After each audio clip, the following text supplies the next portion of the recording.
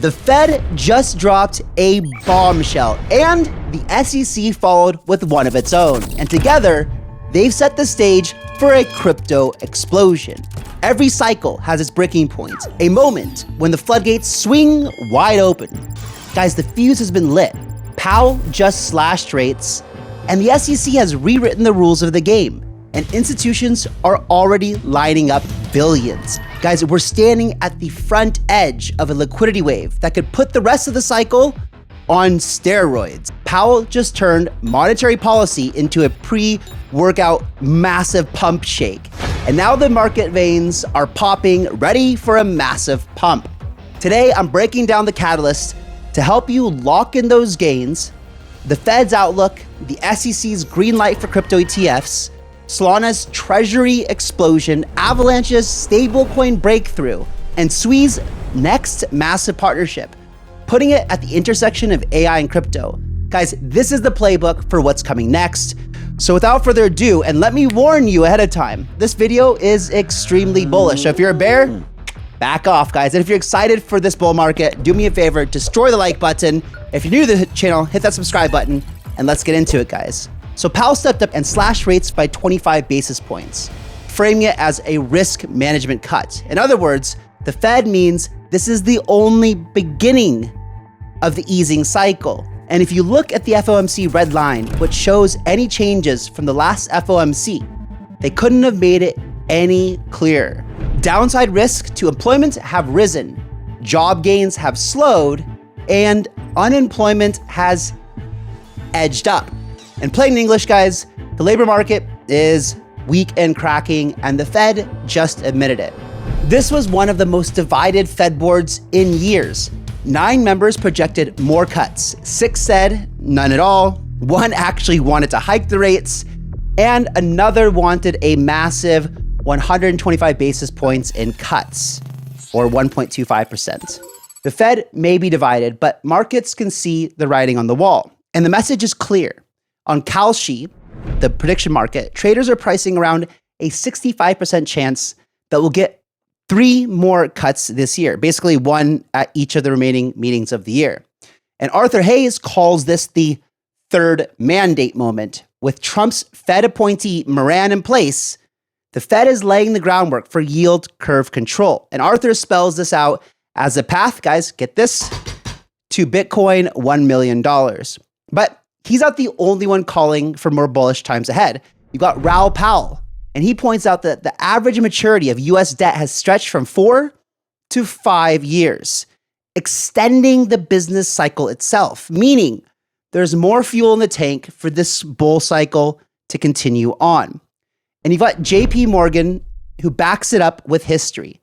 Every time the Fed has cut rates, when markets are already near or at all-time highs, the next 12 months average 15% returns with, get this, guys, 100% hit rate. I don't know about you, but I really like those odds.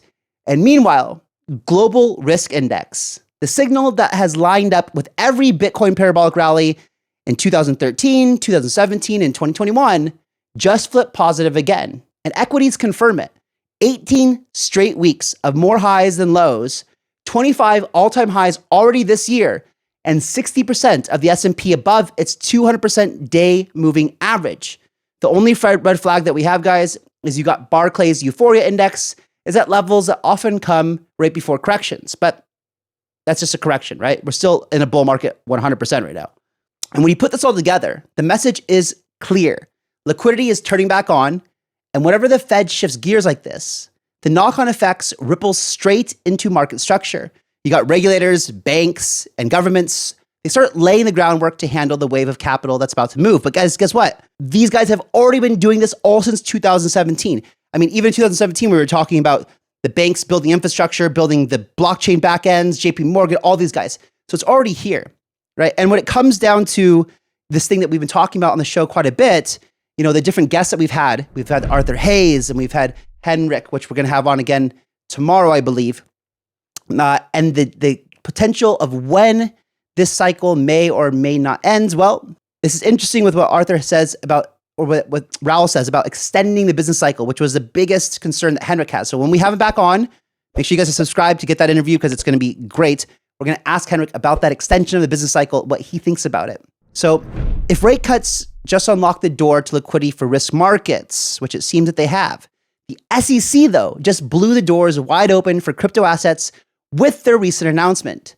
This next story is absolutely massive, guys. The SEC just approved what it's called generic listing standards for ETFs, rewriting the definition of a commodity to explicitly include digital assets. That means that Solana, XRP, SUI, and even Dogecoin ETFs can now hit the market without going through the old case-by-case approval grind, which we've seen over the past few years. And it didn't take long for the first movers to jump in.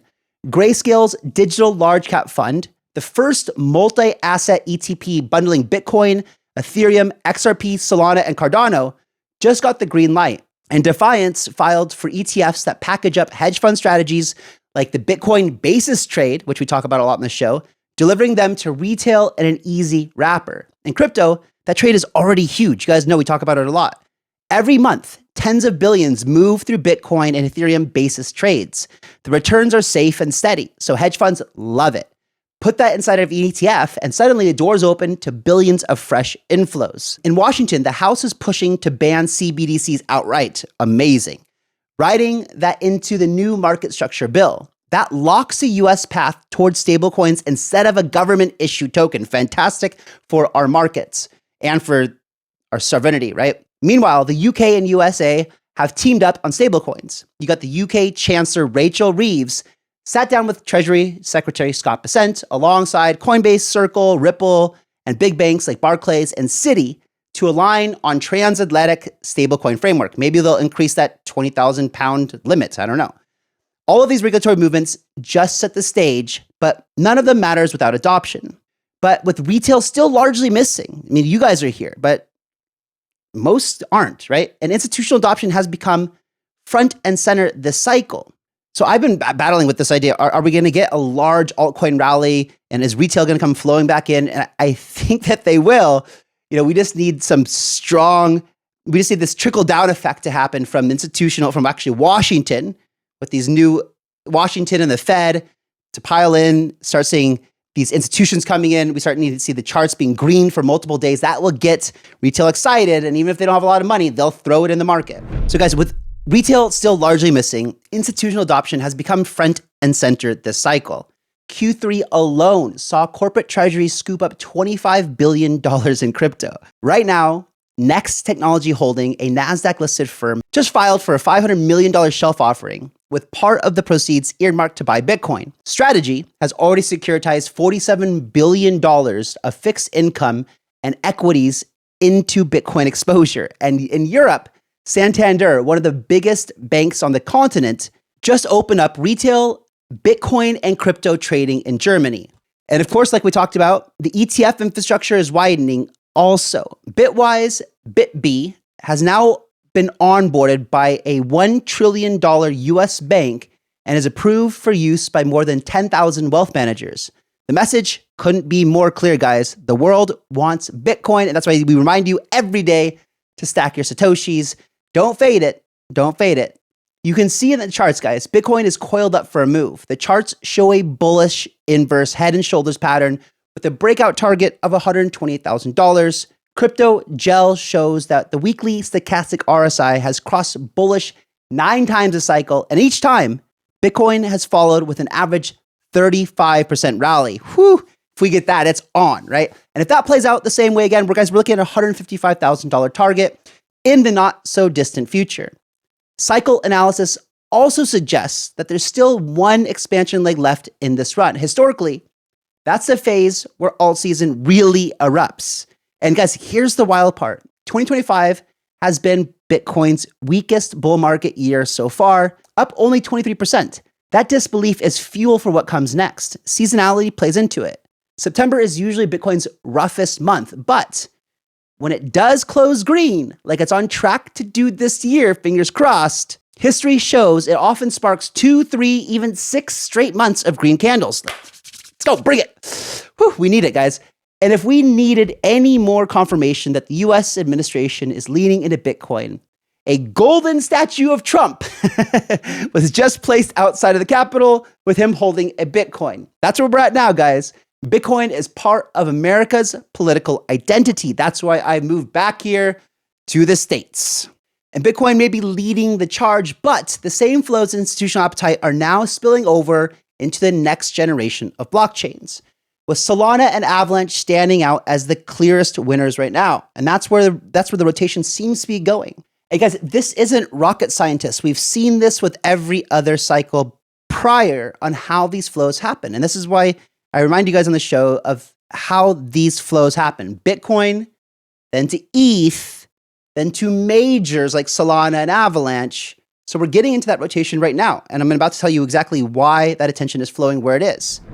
But we talked about Solana last week, right? And Solana is quickly pulling ahead as the backbone of stablecoin rails. Ethereum's share of stablecoins has fallen from 90% in 2019 to 47% today. Now, that's not a really fair number, but it is the way it was, because in 2019, it was really just Ethereum around. But what is more important is that Solana's share is at 25% right now, and that is climbing pretty good. Treasuries are still piling in, guys. Helios MedTech just raised $500 million to build its own Solana treasury strategy. Meanwhile, 6 companies now hold more than 1 million SOL each, with Ford Industries leading the pack at 6.82 million SOL, worth $1.58 billion.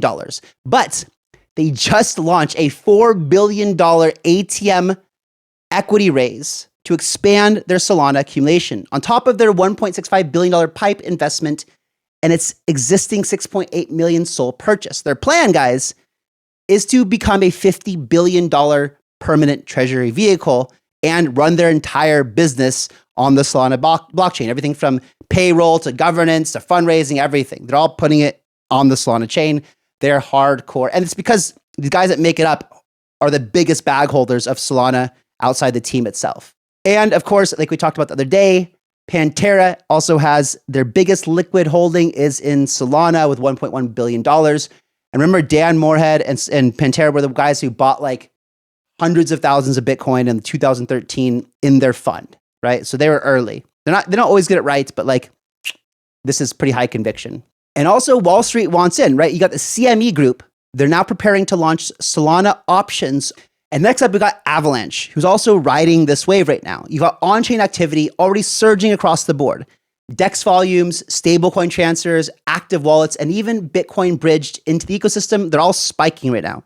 That growth is now attracting real-world adoption. Get this, guys. South Korea's BDACS has just launched KRW1, the first Korean won-backed stablecoin, fully collateralized with fiat deposits held at Wari Bank. And they chose Avalanche as a blockchain to issue it. I'm not sure why, but they did. And that's proof is in the pudding of some real world adoption here. And like Solana, Avalanche is building ETF momentum as well. You got Grayscale, VanEck, Bitwise, and Tuttle Capital. They've all filed to bring AVAX ETFs to market. To help drive momentum even further, Ava Labs just brought on Ariel Pennington, who was Solana's former communications lead, who helped steer the project through its rough recovery from the FTX collapse. One of the most epic comebacks in crypto's history. She's now set up to supercharge Avalanche, connecting builders, institutions, and everyday users. With Solana and Avalanche showing what's possible when capital and adoption converge, attention is now turning to the next contender. And right now, guys, that spotlight is swinging toward Sui. So guys, I do feel like right now is a good time, not financial advice, of course, but for me, I'm starting to look to rotate into Solana and Avalanche, as these are the early days of when it looks like these are about to probably run hard. But again, I'm not going huge into them. I don't expect alt season to crack on right now, but DCAing is probably is what I'm going to be doing. Now let's switch gears and move to one of my top picks this cycle, Sui. It's starting to look like it's coiling up for something big, guys. Raoul Powell pointed out that Sui ETH trading pair is close to breaking out, while Sui Sol is bouncing right off key support. These are classic signals of strength. The on-chain data confirms it, guys. In September alone, Sui processed more than 3.05 billion in DEX aggregator volume, leapfrogging Arbitrum and Base to take the top spot amongst next gen chains. And it's not just DeFi. This next partnership could really start to heat things up. Google just brought on Sui as a launch partner for its agentic payments protocol. This was huge news. It was everywhere. AP2, it's called. This is designed to let AI agents handle transactions automatically on behalf of users. This was originally developed by Mistin Labs, the guys who built Sui, and integrations mean Sui could sit at the crossroads of real-world AI and DeFi and AI payments, agentic payments, right? Powering everything from micropayments and automated flows to cross-border settlements. If you didn't watch it yet, guys, I recently interviewed Adeniyi, one of the co-founders of Sui, and he said starting in September, right now, and this was huge news, we should start to see more and more of these big partnerships. And if Google is one of the first partnerships, then guys, I'm really anxious to see what's coming next. If you haven't seen that interview yet, make sure that you go check it out. I'll leave a link in the description below. And institutions are watching closely as well. Tuttle Capital just filed for a Sui ETF, while Sui Group just completed a $2 million buyback and immediately authorized a fresh $50 million stock repurchase program. Pumpamentals are also on top of the fundamentals, guys. You got Kevin O'Leary calling Sui the hardest ticker right now. He's even going to be hosting an event with Sui at Sui Fest in Singapore for a Shark Tank-like pitch competition. And to further future-proof their chain, Sui is on track to become the first blockchain with post-quantum security, an edge that could matter massively as quantum computing advances. Even putting fundamentals aside, technically, the setup for Sui is looking really strong also. It's been retesting the top of its macro triangle breakout while Solana rips higher. And historically, as Rec Capital said, historically, Sol and Sui have a bullish lead lag signal. First Solana moves, then Sui explodes harder and faster. And guys, I've seen some people on X and things like that complain that Sui hasn't had a good dApp built on it that's attracted a lot of attention with good product market fit. And they've been focused on building, what they call the Sui stack, which is they're saying the new internet of the future. And what they're focused on is bringing in the best future apps to be built on it. So after I went and met with them in Bali, I couldn't be more bullish on what they're building. And I think they have some massive more partnerships. This one with Google is absolutely massive. So guys, here's where we stand now. Powell cut rates, but the Fed remains divided. Liquidity is turning back on while the SEC rewrites compliance rules to unleash a wave of altcoin ETFs. Corporate treasuries are already buying billions in Bitcoin while Solana becomes a treasury stronghold. Avalanche is riding fresh adoption, and Sui is positioning itself at the intersection of AI and crypto.